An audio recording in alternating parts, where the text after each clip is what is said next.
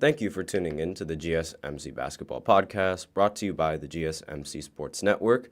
I am your host, Nelson, on this I know you guys can't see outside right now, but it's very depressing outside. It's raining, and if you're a Giants fan, then you know exactly why it's depressing, the fact that we did not franchise tag Saquon, but I digress.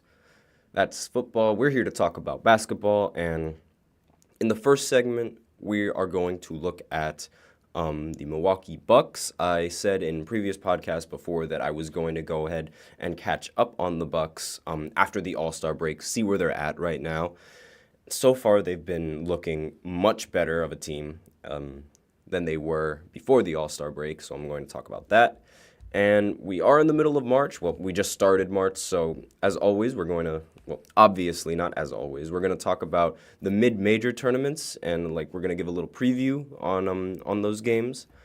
And then in the third segment, we have our NBA recap, as always, where I give just a quick recap of all of the games that happened last night, because there was a lot of them, and there were a couple of important games. And we also have a fourth segment, and I reveal that at the end of this third segment, so stay tuned for that. But before I begin talking about the Bucks in this segment, I like to remind everybody, as always, to please use the link in the description to get your comments recognized. The link is gsmcpodcast.net, and it puts your comments directly in front of my screen. And with that out of the way, we can go right ahead and talk about the Bucks. But actually, before I talk about the Bucks, I haven't really talked about this, and it's not long enough to really be its own segment, so I might as well give a little bit of an injury update for some of the key players to some of these teams. Scotty Barnes, you guys know I'm a huge fan of Scotty Barnes. He's great for fantasy, and he's a great addition for the Toronto Raptors. He recently underwent surgery on his fractured hand, and going into the season, I think it was the best move for him to have surgery now, given how the Raptors season is not really its best, and they aren't really in a good spot to do anything in the play-in or do anything in the postseason, matter of fact. But Scotty Barnes is the only player to lead his team in every single stat. That sounds like a LeBron thing. That's usually a LeBron thing to do, to lead his team in every single stat. But I just wanted to touch on that, as well as Westbrook, who also suffered a fractured hand. He broke his left hand and is expected to have surgery and make his return come playoffs, assuming that the Clippers can stay alive long enough in the playoffs for that to happen. But that's just a quick injury update on some key players to important teams. But let's go ahead and start talking about the main segment and the first segment, which is about the Milwaukee Bucks coming out of All-Star break. And they've been phenomenal coming out of All-Star break. They've won all 6 of their games, and they've just won their most recent game going against the Clippers while being shorthanded. No Giannis, no problem for the Bucks. And it was Dame time all night last night. Damian Lillard ended the game with, I'm pulling up the box scores right now. He ended the game with 41 points in 42 minutes on 12 for 22 shooting. Finally, it looks like the Bucks, they figured it out. Another key player to the Bucks winning was Bobby Portis, arguably a sixth man of the year candidate, probably going to end up winning it. Who knows? We'll see how it goes in the end. He shot 12 of 18 from the field and ended the game with 28 points and 16 rebounds. So obviously, his production went up when Giannis was sitting out. And this was a very impressive win for the Bucks, given how the Clippers, even though they're shorthanded on Russell Westbrook, let's face it, Russell Westbrook is not the same player, not the same animal that he always has been, or that he was in his MVP season, or in previous seasons with other teams like Houston. Houston Russell Westbrook was my favorite Russell Westbrook. It's a very unpopular opinion, but he was my favorite version of Russell Westbrook. And other than his MVP year, which honestly made me watch basketball consistently and made me watch it a lot more. And they again, like I mentioned earlier, matched up against the Clippers, and it's not like the Clippers they played bad.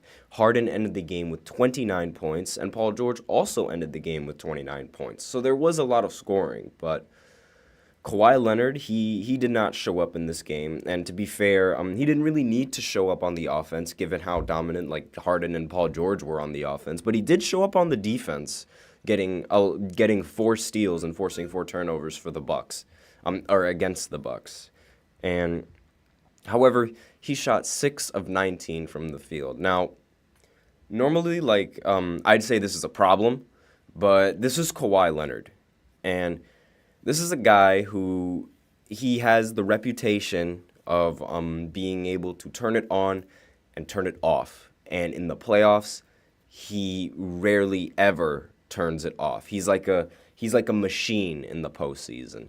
And I know he blew a 3-1 lead with the Clippers when he was healthy, but he played very well in games 5 and in game 6 to close out those games. It's just the rest of the team didn't show up. And again, but let's focus more on the Bucks. Like you guys know how I feel about the Clippers, and like how I think of them in the regular season, and how I think of them in the playoffs, and how I'm not really sure they can really do much in the playoffs, but we'll see given time.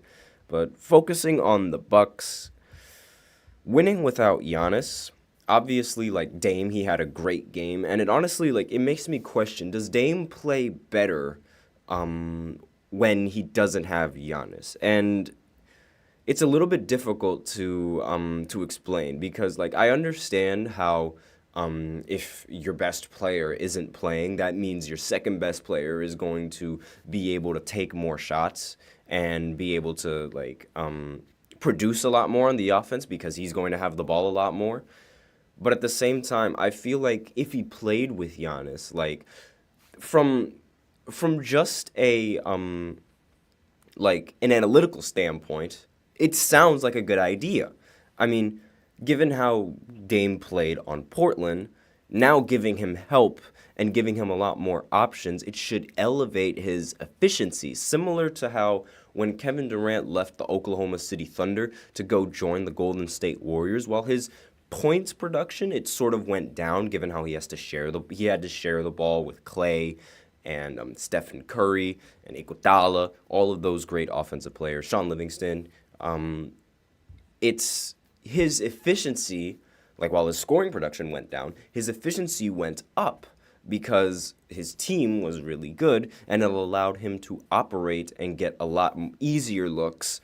Whether it be at the rim, at the mid-range, at the three, doesn't matter. It allowed him to get a lot easier looks. And with that logic of like having a second option and giving like a player a lot more options to score and a lot more room to score, Dame should be doing the same thing. But so like overall, like, he hasn't been doing that. Obviously, he did that this game. Like, he produced very well this game. But overall, he just hasn't met that production that the Bucks needed. But again, like, the Bucks, they've been on the 6-game win streak, and before they fired their previous head coach, I really had the Bucks being able to win it all and being able to actually and legitimately compete against the Boston Celtics. But so far, with how Boston has been rolling, it doesn't really look like that's going to be the case. Now, let's go over some of these games that the 6-game winning streak that they've been on. So they beat the Timberwolves to come out of All-Star break, which is great because the Timberwolves were ranked number 1 in the Western Conference, so they matched up pretty well there. They had Giannis, they had Dame, they had every player that they needed, and they all produced very, very well. Dame produced pretty well, 21-10, and Giannis produced pretty well, 33-13. And the rest of the team, they hit their shots, they played very consistent, and they were able to end up winning the game in the end. And it was a really close game, so excuse me. But the next game that they won against was against the Sixers. Now, The Sixers, they've gotten worse since they don't have Joel Embiid. So this win is sort of like a no-brainer for them. But the reason why I'm bringing this one up is because they've been losing to incompetent teams and teams that really shouldn't be beating them. So the fact that they were able to beat the Sixers is, like, I wouldn't say impressive, but it's definitely like a step forward in the previous direction that they've been going in. And obviously, like, again, Dame and Giannis, they both produced. Dame ended the game with 24, 9, and 7. Giannis ended with 30 and 12. Now, I'm not expecting, like, huge numbers from them and, like, ridiculous stats from them. Just consistent stats and enough stats that allow the team to win. And that's what you need at the end of the day. And now the next two games that they won were both against the Charlotte Hornets. I'm not really going to talk about that as much because, like, it's expected that the Bucks beat the Charlotte Hornets, and the Charlotte Hornets are one of the worst teams in the NBA. So it makes sense how they ended up beating them. And the next game that before the Clippers game that I mentioned was against the Chicago Bulls. Now, obviously, like, the Chicago Bulls, they're not in the best position to make any type of noise in the playoffs, let alone in the play-in. So, with that being said, 1, 2, 3, 4 of the games that the Bucks have played and the Bucks have won against have been against, I wouldn't want to call them bum teams, but, like, teams that are, like, that aren't above average, I guess you could say, or, like, teams that are average. So, with that in mind, is this 6-game winning streak impressive for the Bucks? I mean, again, like, they've only played against, like, relatively, like, teams that aren't that competitive in fighting for a playoff spot. The Charlotte Hornets twice, and the Bulls at one point, and the Sixers now, given how, like, I don't think the Sixers are going to they're going to make the play-in.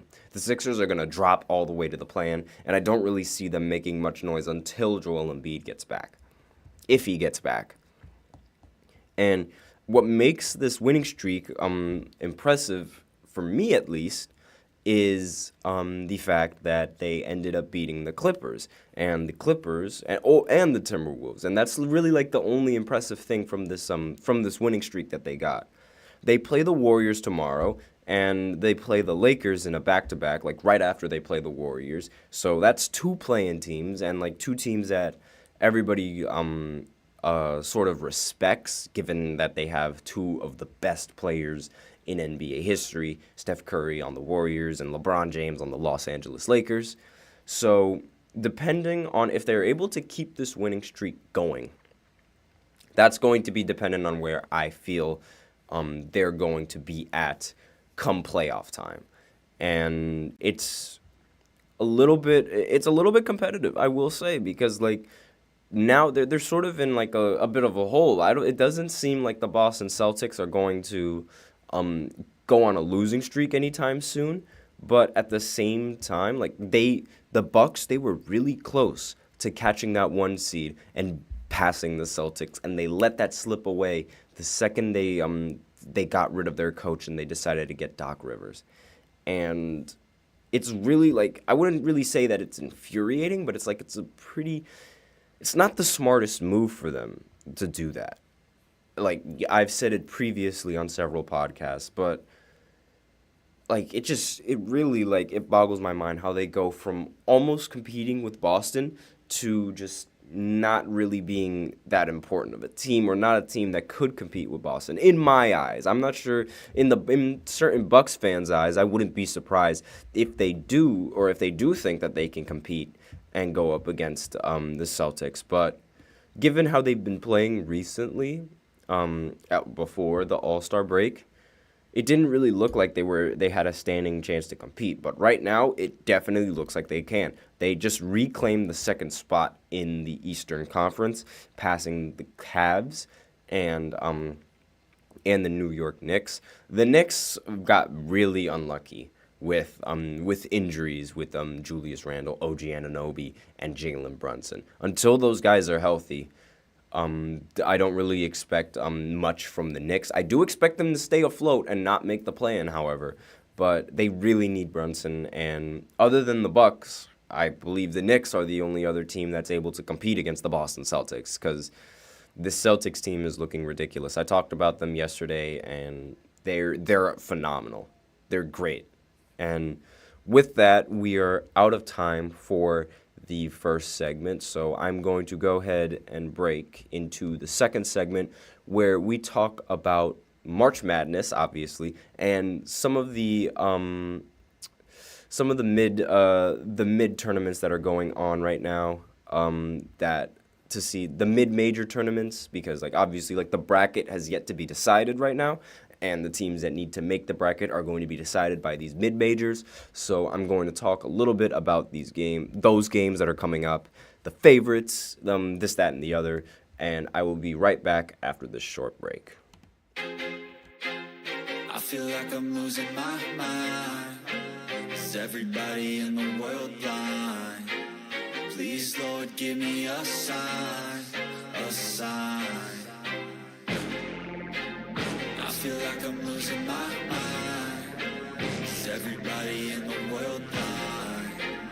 Please, Lord, give me a sign, a sign. I wanna be the greatest. Everybody on the fake shit. I look around and feel like everybody is the fakest. I make this every day and I'm impatient, hoping one day I blow up from the basement. Statement, the top is so vacant. I don't hear shit that I think is amazing. Waiting for my day when I'm playing sold out shows for 1,000 faces. Hey, give me that crown, get in my way and to be put down. It ain't your place, all this my town. If I want that shit, then I'll get it right now. I'm losing it, the noose it fits, some losing shit, a stupid myth. You choose to live or choose to dip, you choose to fight or lose your grip and lose a gift. I feel like I'm losing my mind. Is everybody in the world blind? Please, Lord, give me a sign, a sign. I feel like I'm losing my mind. Is everybody in the world blind?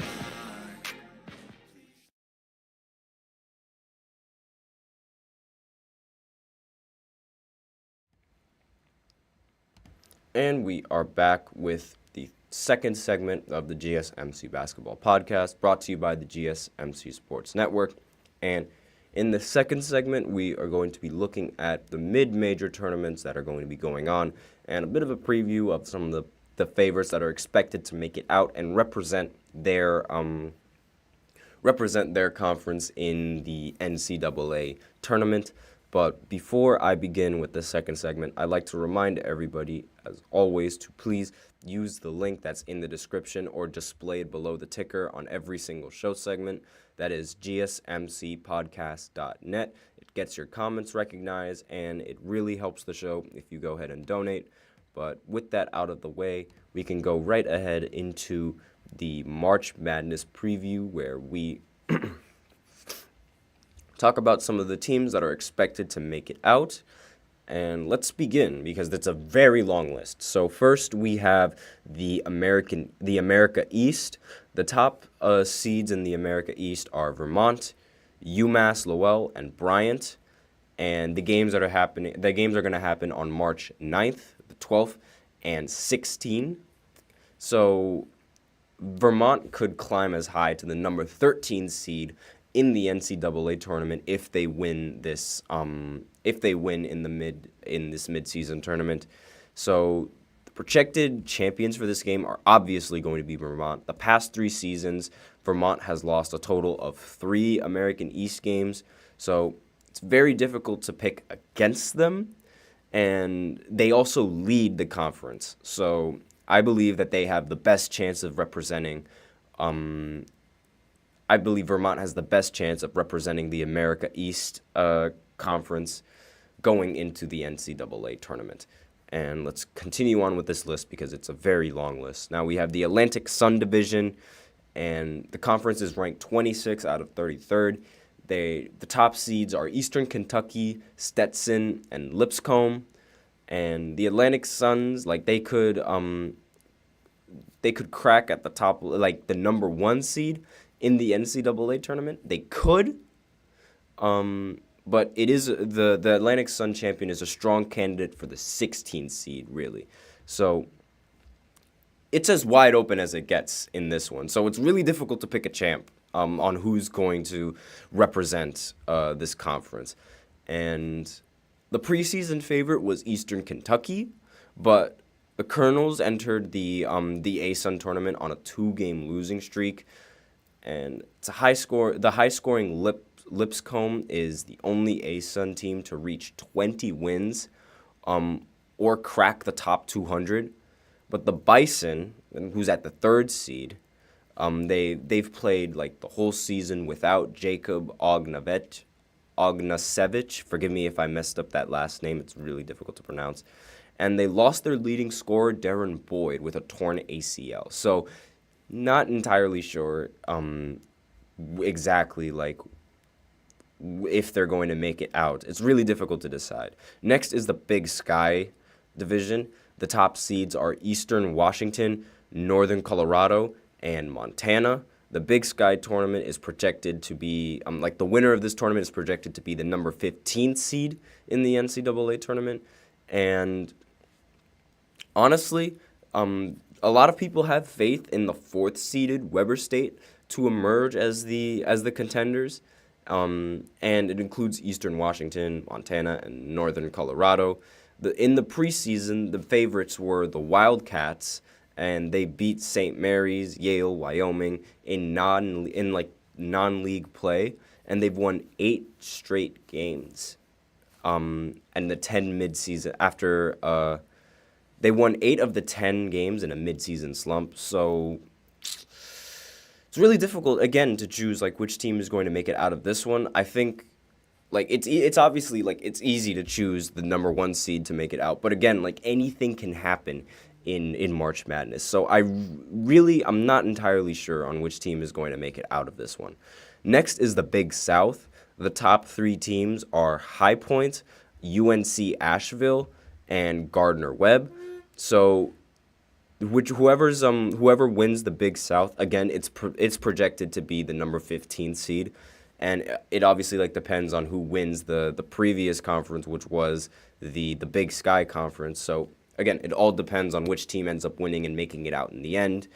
And everyone wants to see High Point versus UNC in the title game, and that would be a very nice matchup. And between those two teams, I think UNC has the best chance of making it out. I don't know why. It's just a feeling in my mind. And I expect another tight game with Pemmer leading Asheville to a win. And, like, at High Point, I know they, play at High Point, and they're going to make their second straight Big South tournament. They're going to win their second straight Big South tournament title, and hopefully they end up making it to the tournament. But that's my pick. Next is the Coastal Athletic Association. The top 3 teams in this conference are Charleston, Drexler, and Hofstra. Now, this team is projected to be the 14th seed. Well, whichever team comes out is projected to be the 14th seed going into the NCAA tournament. And it's really difficult to pick against Charleston. And they just came off of last year winning 31 games last season and another outright CAA regular season title. So the trio of juniors, Ante Brzovic, Ben Burnham, and Rain Smith, they've been the focal point of this team. They've been the big 3, and they shoot a lot of three-pointers, and that has sort of carried the Cougars to 9 straight wins to end the regular season. So it's really difficult to pick against Charleston in this one, and I believe they're going to make it out of the Coastal Athletic Association. Now, next is the Horizon League. Now, the two teams that are, the top 3 teams, are Oakland, Youngstown State, and Green Bay. The Horizon Tournament champ, they're unlikely to receive anything higher than a number 15th or a 14th seed in the NCAA tournament. So not entirely sure if they're going to be able to do much in the tournament other than just represent their conference. And only twice in the past decade has the Horizon League regular season champion won the conference tournament. So that trend is it might still be prevalent for Oakland, which was a surprise league winner. So I wouldn't be surprised if Youngstown State is able to make it out and represent their team in this division. However, I do think Trey Townsend is going to be a key player that would carry Oakland if Oakland ends up winning. Obviously, like I'm very superstitious. So with that in mind, like I really think that superstition is going to be much more prevalent in this league, in the Horizon League, than in any other league. But let's continue going down onto the list. We have the Missouri Valley, which is ranked 9th out of 33 in the conference, like in terms of conference rankings. The top 3 seeds are Indiana State, Drake, and Bradley. So this right here is Indiana State's chance to secure an auto bid and avoid leaving its fate in the hands of the NCAA Tournament Selection Committee.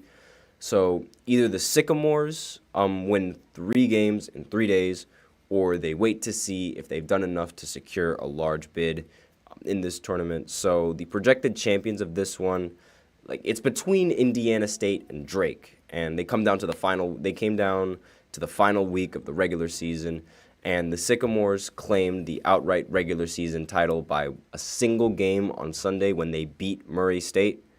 And honestly, like again, with how competitive this conference really is, it is very difficult to decide which team is going to end up making it out. But I have faith in Bradley. I have no idea why. Like it's just a feeling that I've got. I think Bradley is going to represent this team. Now, next we move into the Northeastern Conference. So this is one of the worst conferences, but it doesn't matter. The top seeds are Central Connecticut State, Merrimack, and Sacred Heart.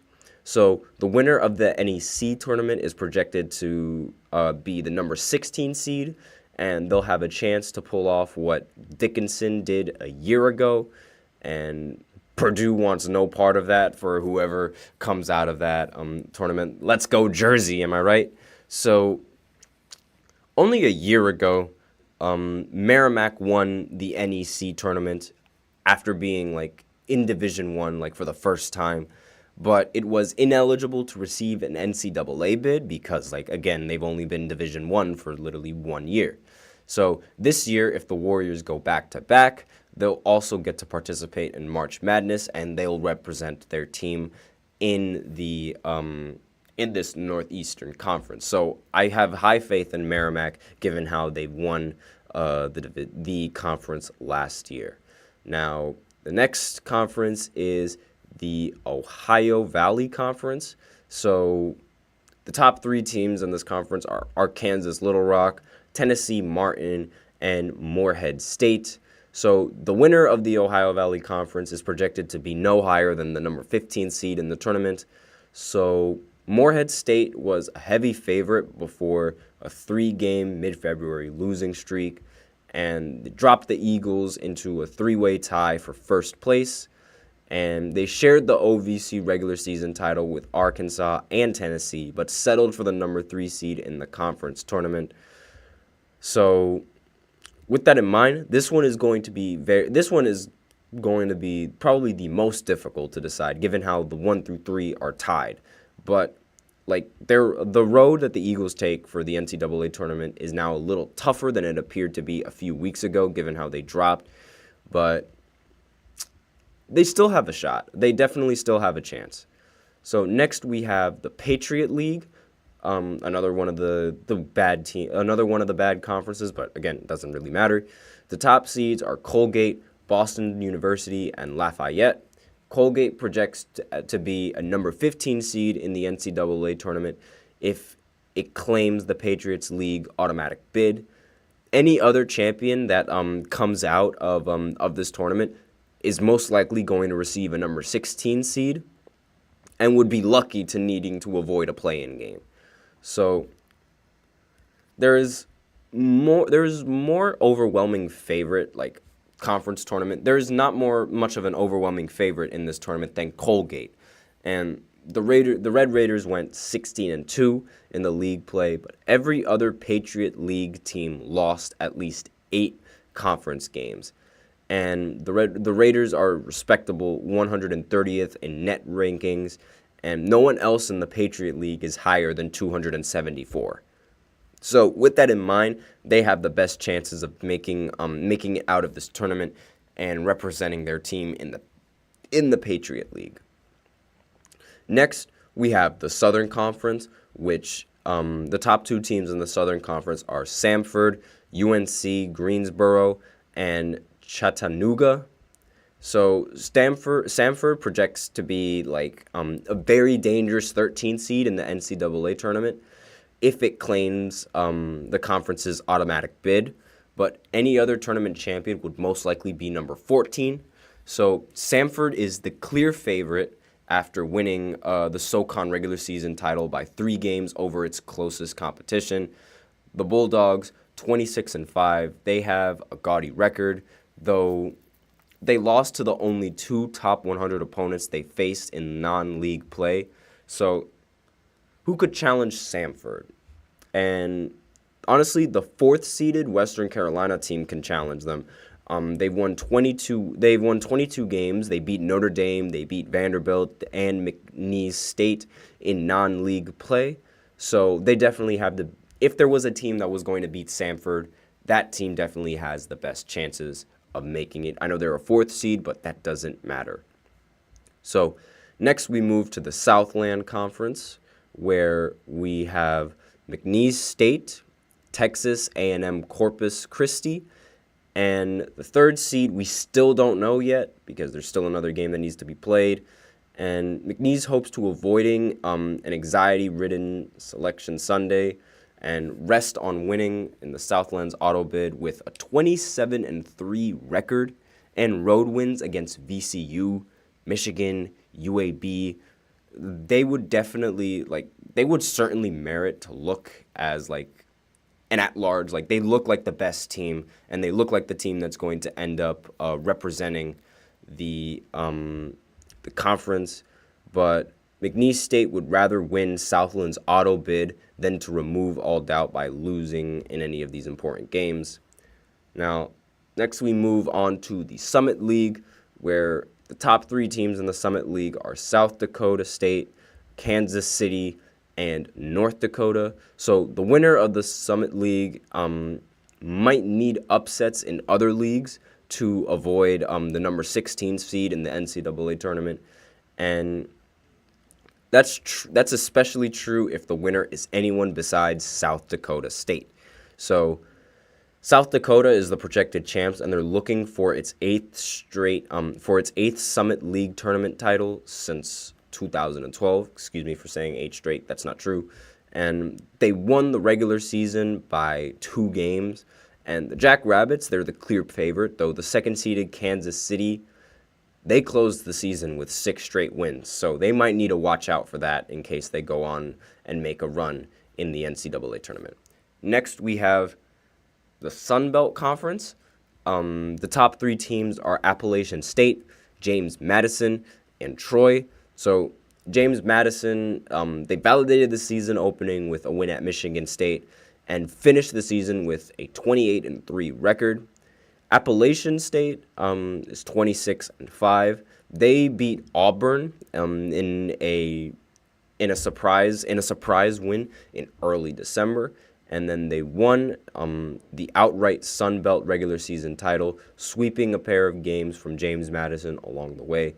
So both of these teams are capable of advancing to the NCAA tournament, and at least one will endure agonizing, lightly disappointing wait until Selection Sunday to find out if they've done enough to earn an at-large bid. So it would be a crime if the title game doesn't put James Madison against Appalachian State. And between the quality of like those 2 teams and the potential all or nothings that's at stake, it might be the best matchup of conference tournament play in the entire NCAA. So I'm looking forward to this matchup, and I really have no idea who's going to come out. Next, we have the West Coast Conference, and the top 3 teams are St. Mary's, Gonzaga, and San Francisco. So St. Mary's and Gonzaga are playing to improve their NCAA tournament seeding, and the Gales could be at risk of falling into the 8 or the 9 seed range if they fail to win the WCC tournament. But the Zags have a chance to climb out of that range with 2 more wins in Las Vegas. So between the quality of St. Mary's and Gonzaga and a format that grants the top 2 seeds a bye until the semifinals, the WCC title game likely will feature the Gales and the Zags. And St. Mary's and Gonzaga, they split their 2 regular season meetings. And it's, again, like with that in mind, it's very difficult to decide which team is going to end up coming out in this conference because of how competitive this conference really is. So next, let's move on to some of the other games that are happening. Let's go to the ACC tournament, which is going to begin March 6th and March 10th. And it's going to be at Greensboro Coliseum in North Carolina. So, and then there's also the Big 12 tournament that's going to be coming out. That's going to be March 7th through 12th. And some of the other tournaments that are having the Big East tournament happening 8 to 11 in Connecticut. And we're going to go see UConn is obviously like the favorite to come out of the Big East. And I didn't mention the other teams that are the favorite to come out. That's my bad.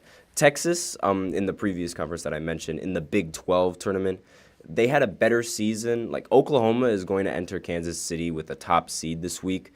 And the Sooners, after a 1-point win over the Longhorns last week, claimed the double bye alongside Texas, Kansas State, and Iowa State. And though that Red River rivalry rematch in the championship game would be fun, any of those 4 teams that I just mentioned could realistically win and make it all of the way. Now, let's keep looking at the Big Ten tournament. I already said that, like, the Big Ten tournament, like, the teams in the Big East, I said Big East before. I mentioned how UConn is going to end up being the favorites in winning this seeds. Like, UConn is just a unit, and I'm hoping that they end up winning because, like, since I go to school in Connecticut, it's going to be a lot of fun if UConn is able to repeat again around the neighborhood. I'm sure if any of you guys are college students, you know exactly what I'm talking about. But with that out of the way, we are out of time with the second segment, so I'm going to go ahead and break into the third segment where I give a quick recap of the NBA games. We're going to shift right back into NBA basketball right after this short break.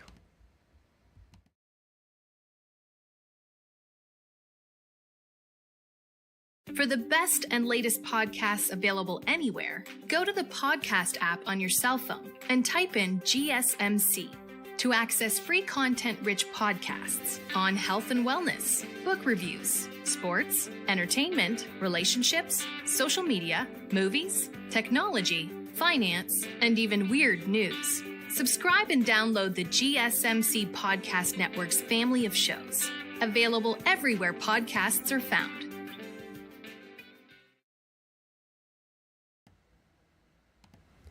And we are back with the third segment of the GSMC Basketball Podcast, brought to you by the GSMC Sports Network. And in this third segment, we are going to be talking about a little recap of the NBA games that happened last night, because there were a lot of important ones. I already mentioned how the Bucks beat the Clippers last night, 113-106, and how James Harden and Paul George, they had a great game.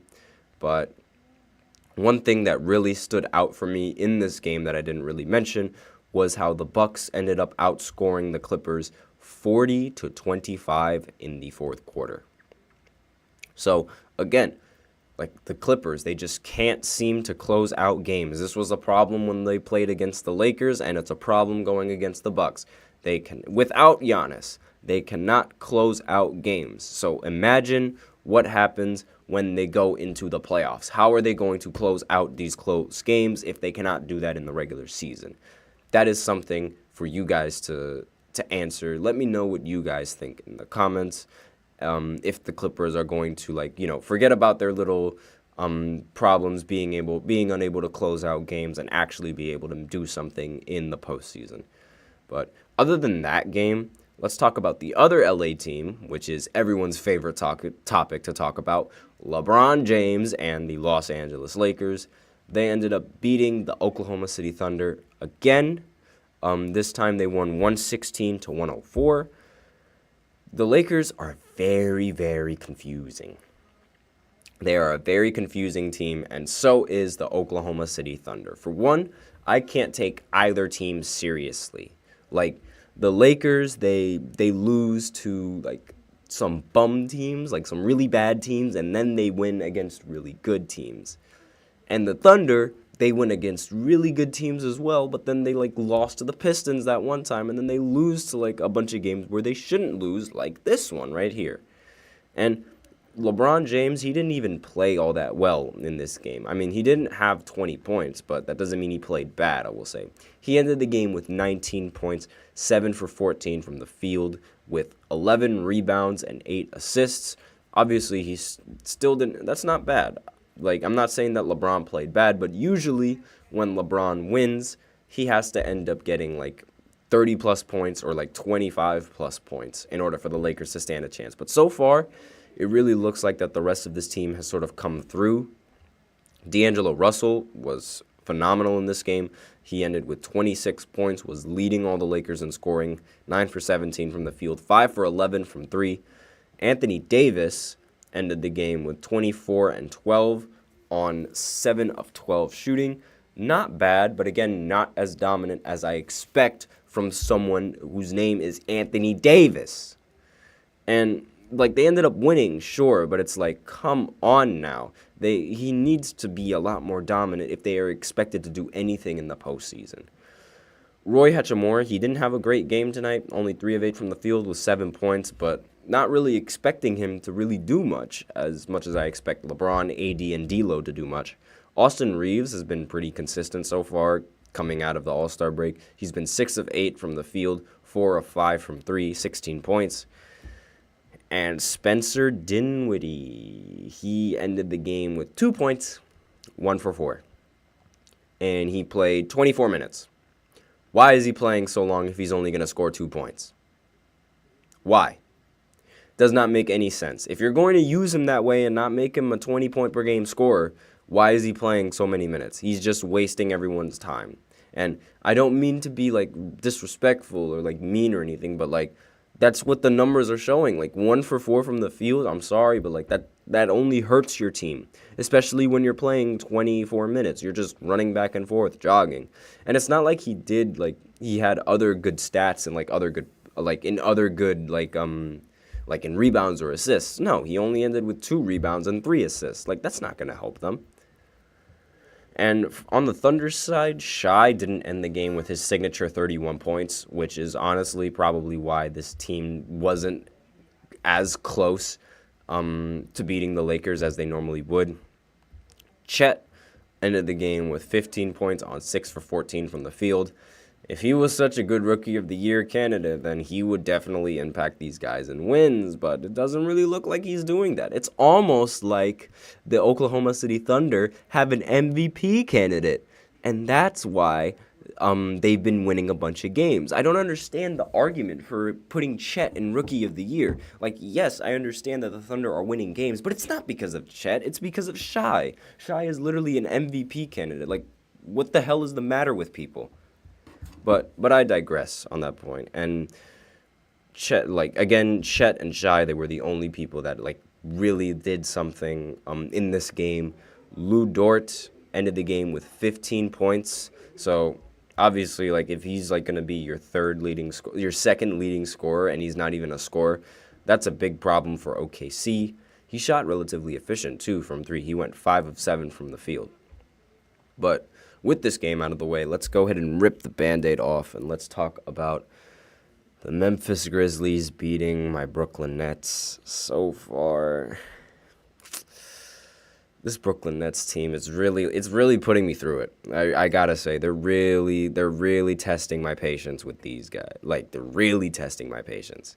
They had 2 great wins against the Hawks, but the Hawks they didn't have Trae Young in either of those games, and it's like, okay, we were able to beat them, but like they didn't even have their best player. So it's like, how do we know that we wouldn't have lost, that the Nets wouldn't have lost those games if it weren't for that? And they lost this game right here to the Grizzlies, and the Grizzlies are not a good team. They are not the best team. Claxton was the best player, and he shot the most efficient. You know it's a problem when the guy who can't shoot shoots the most efficient on your team. He ended the game with 21 points. Cam Johnson ended the game 6 of 15 from the field, 3 of 10 from 3. Mikal Bridges ended the game 4 of 14 from the field and 2 of 8 from 3. Dennis Schroeder, 5 of 13 from the field and 2 of 7 from 3. That is just phenomenal work from the Nets right there. Phenomenal. That is totally going to have us winning these games. And of course, guess who didn't play? Ben Simmons. Of course he didn't play. Why would he play? What does it matter if he plays, right?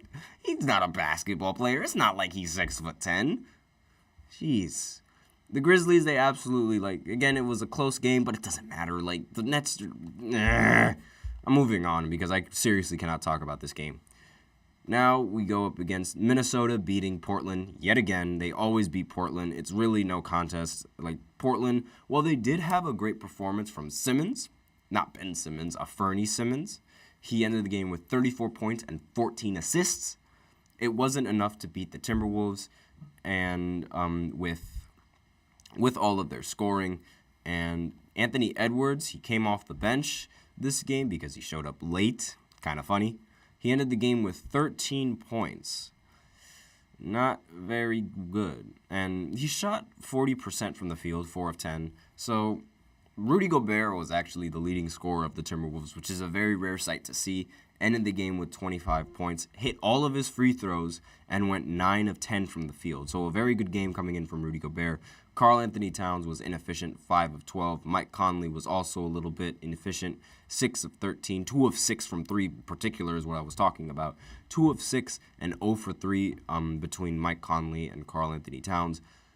So obviously, their three-point shooting definitely needs to improve if they are expected to do much in the playoffs. And again, the last time that they were in the playoffs, I remember they blew 2 20-point leads, and it's really not something that you want from a team.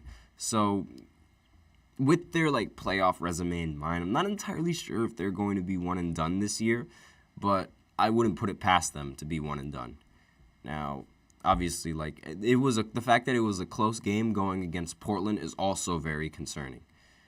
The next game that I actually brought this game up in a short. There was a pool party over at Utah.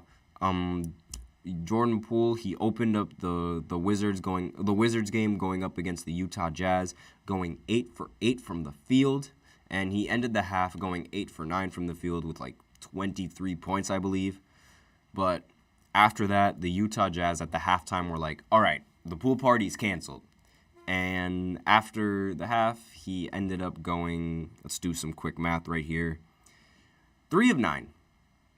After the pool party, he ended up going 3 of 9 and ended up missing every single one of his threes. So, fantastic for Jordan Poole, am I right? He got his first few seconds in the spotlight, and now he's back to being Jordan Poole. Now, does this mean that the Wizards should put him back in the starting lineup? No. It doesn't matter where you put Jordan Poole. He's still going to make your team lose because of his terrible shot selection, his ego, and his style of play. I'm not a big fan of Jordan Poole, if you guys could not tell. Players that have an ego like that and don't play like their ego tells them to play, like their ego says they can play, not a big fan of it. You got to be able to walk the walk if you're going to talk the talk. And the Utah Jazz, they're in a rebuild state right now. So the fact that this rebuilding team was able to beat the Wizards just shows how bad this Wizards team really is with Jordan Poole. And Colin Sexton ended the game with 29 points in 34 minutes with 7 assists as well. Was without a doubt the best player on the floor.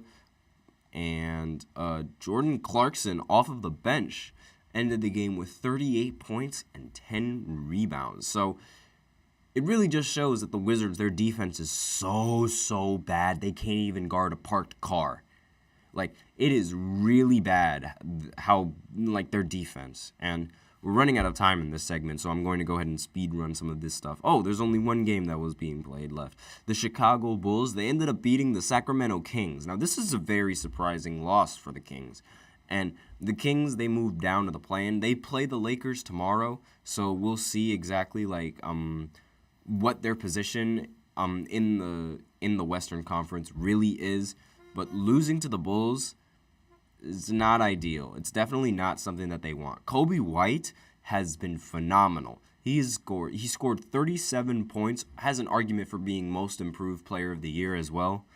Let's see. Ayo Dosunmu, again, like, forgive me if I botched that last name. He ended the game with 20 points, and DeMar DeRozan ended the game with 33 points. So, and DeMar DeRozan shot 10 for 12 from the field. If they play like this every single game, they're going to be a great team if they play like this every single game.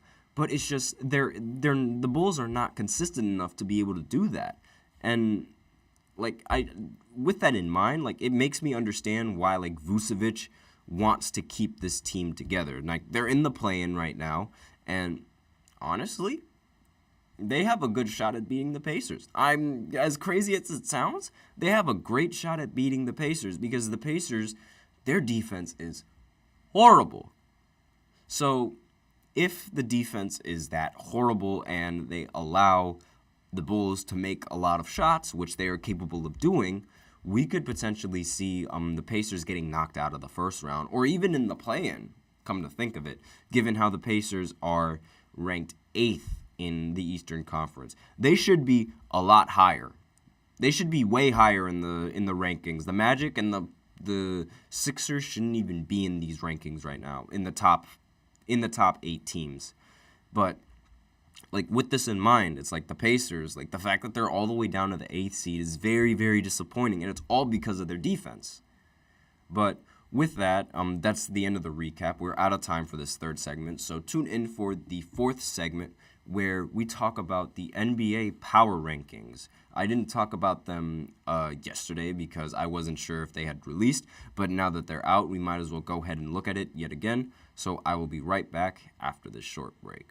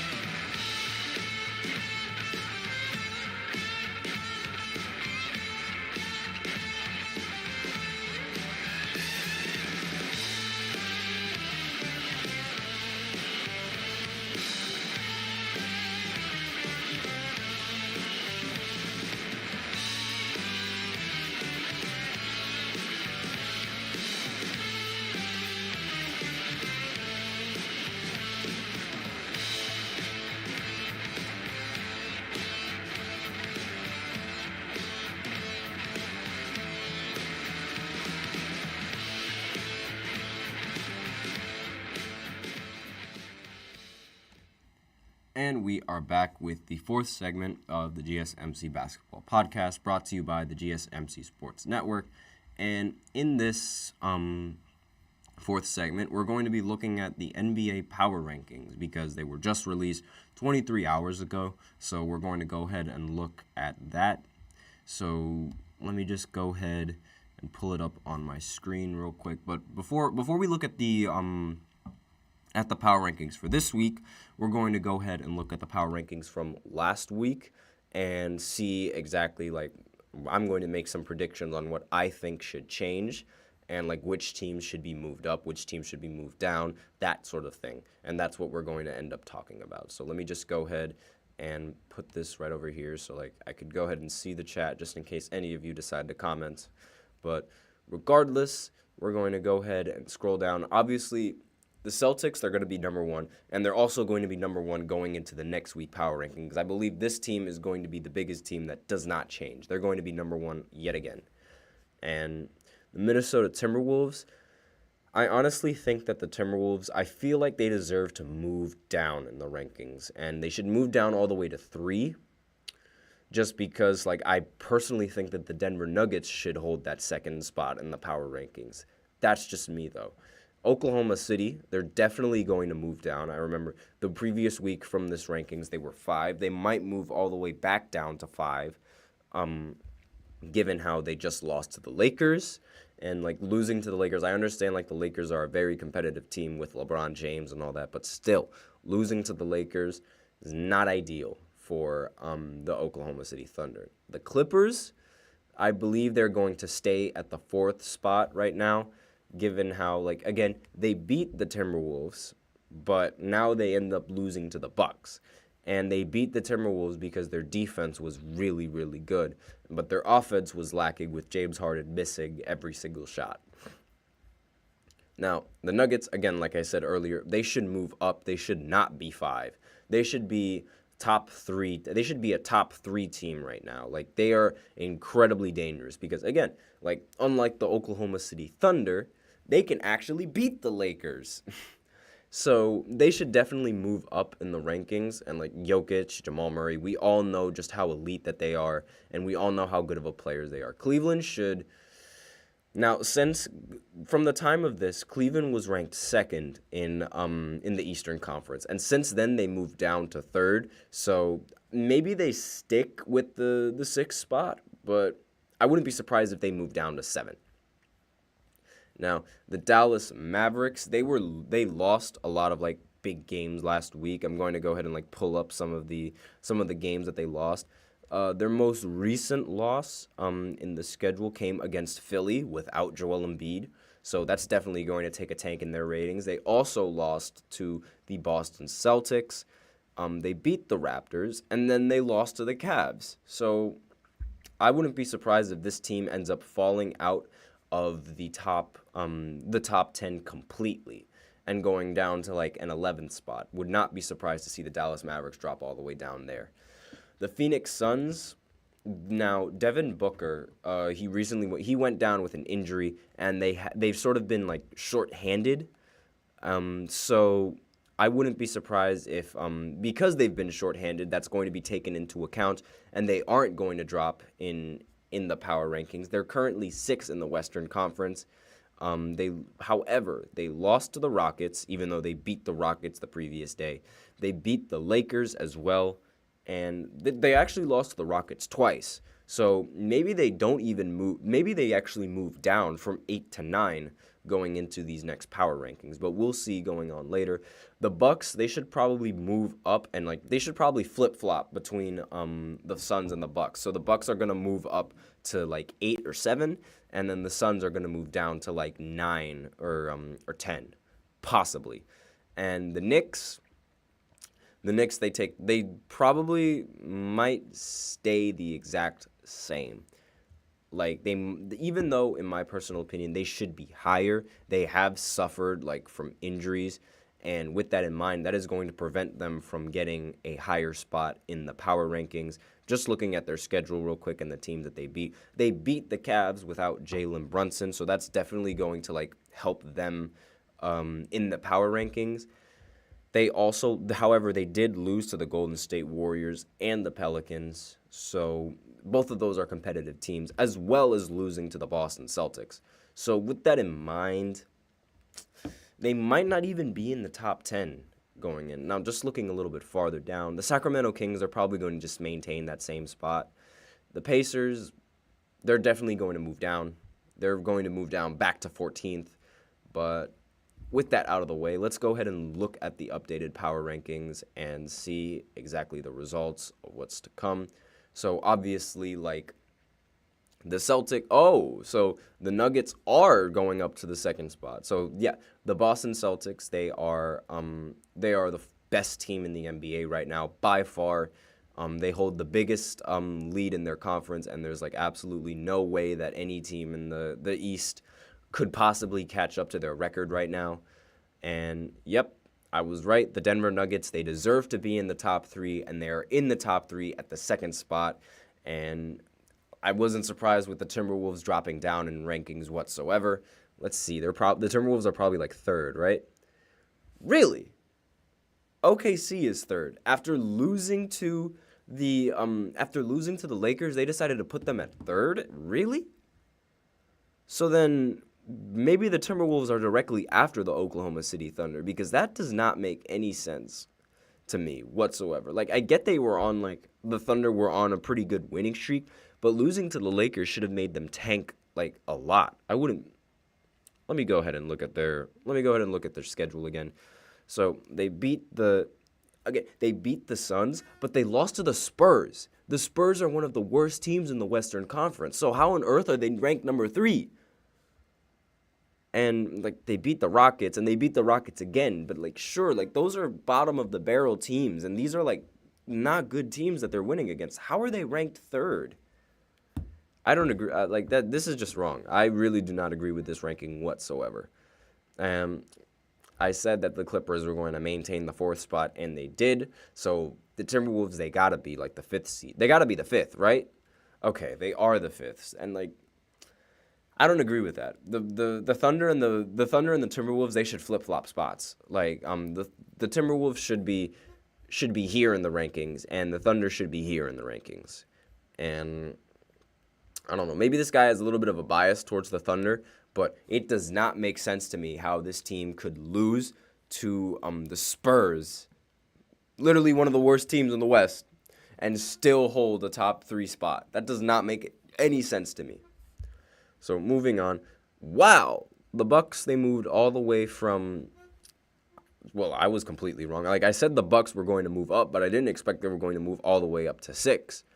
Granted, they did, like I said earlier, they were on a 6-game winning streak. So this has been the highest that they've been since losing Adrian Griffin, because I don't think that they've been higher than 7 or 8 in the power rankings. So this is very, very good news for the Milwaukee Bucks.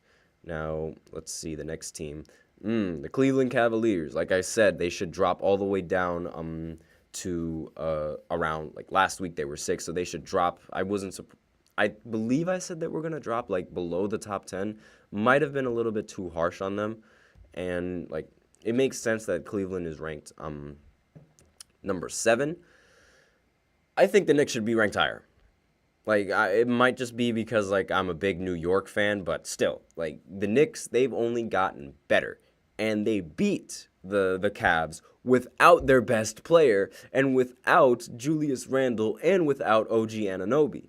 So with that in mind, like, the Knicks should be ranked higher than this Cavs team. Like, maybe I get it, maybe the Cavs had a bad game, but still, I just don't agree with that. And, like, again, like, they benefit with Max Strus's game winner. Beating the Mavs. What?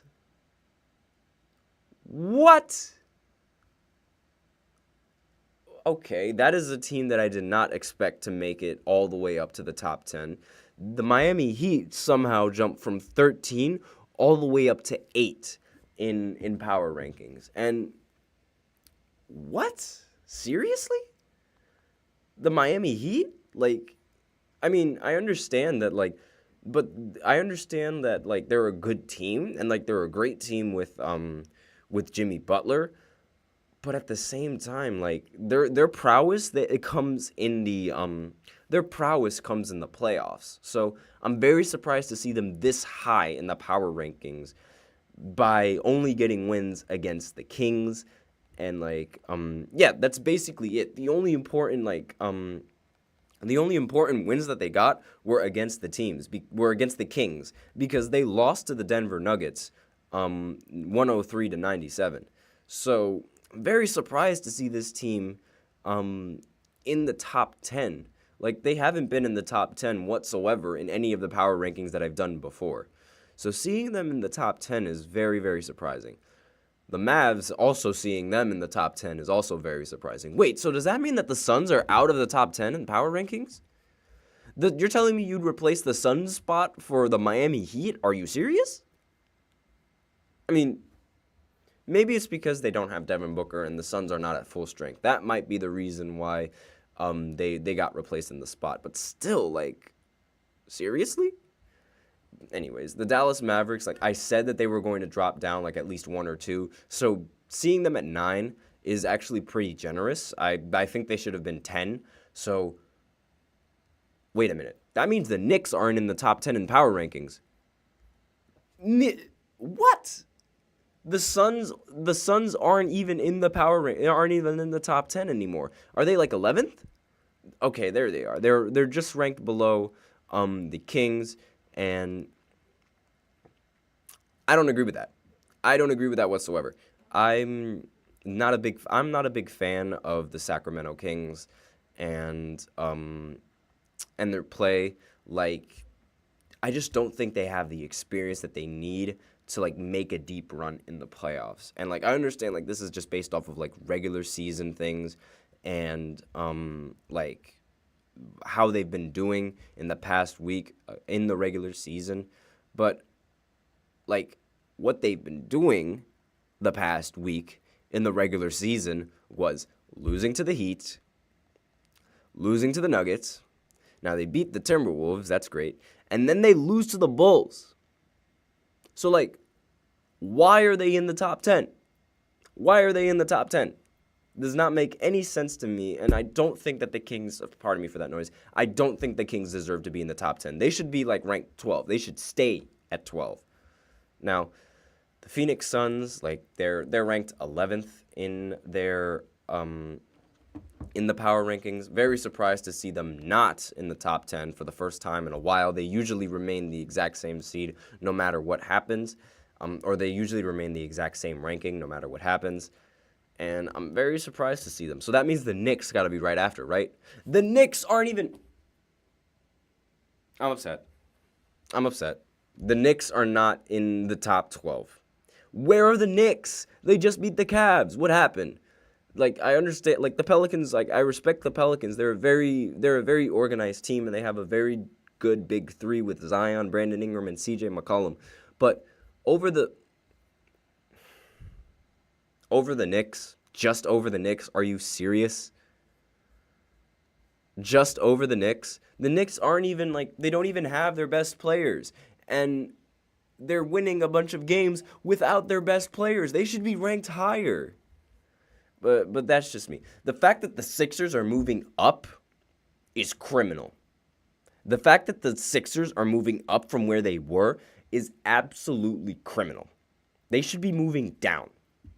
And they're gonna be I have a prediction that they're going to be in the play-in very, very soon. And just looking at some of the games, like, I get it. They beat the Mavericks, they beat the Hornets, they lost to the Celtics, and they lost to the Bucks. So I guess that win against, like, the Mavericks sort of, like, definitely helped them out going up against a bunch of these teams and ending up winning the game. Like, Dallas is, like, very, very questionable for me on the defensive side of the ball, though. And, like, with the way that Dallas was playing against them, like, it was almost like they had a bad day, I guess you could say. They had a bad game. And a lot of the players, like, they played well, there were certain players that didn't really show up when they needed them to, and that was the reason why they ended up losing.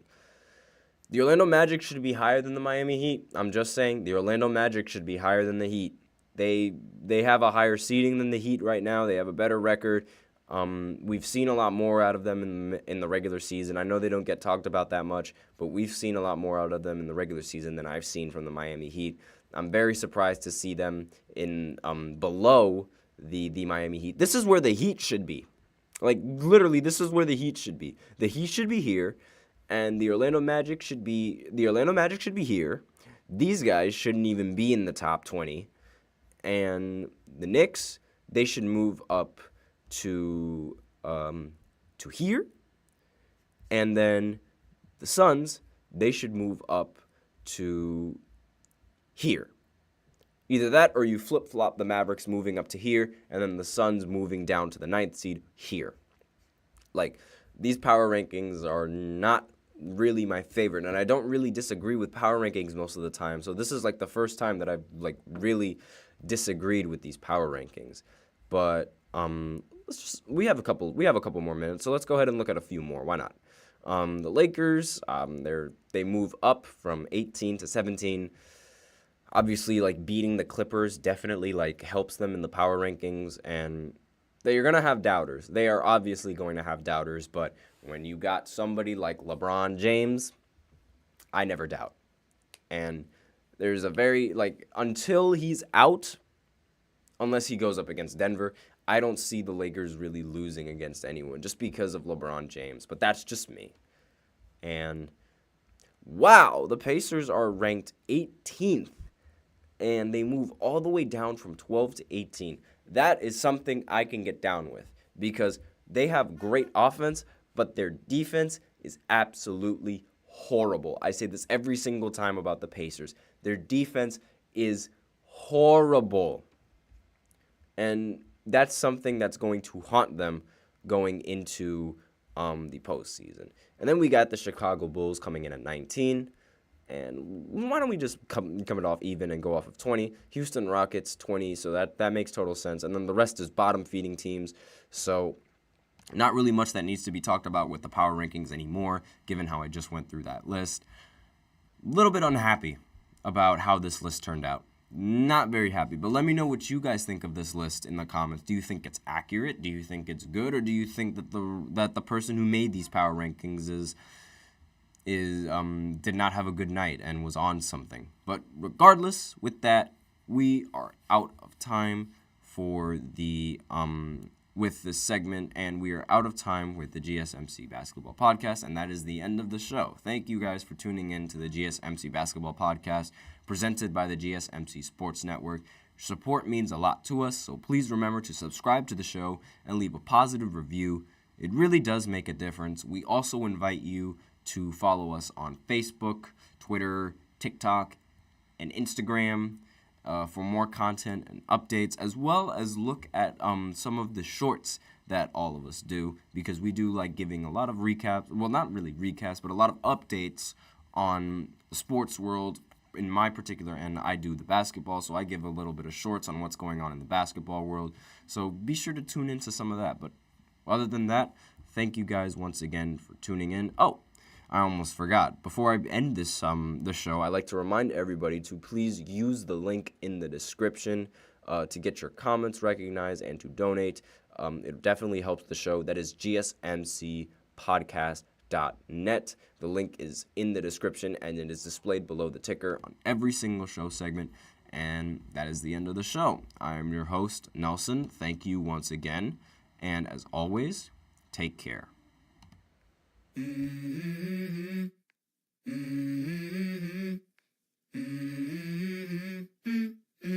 Let's go. I wake up to a little bit of drool on my pillow, feel like it's gonna be a bad day. Yeah, I'm tired of shit, and the coffee ain't hit yet, damn, ain't that great.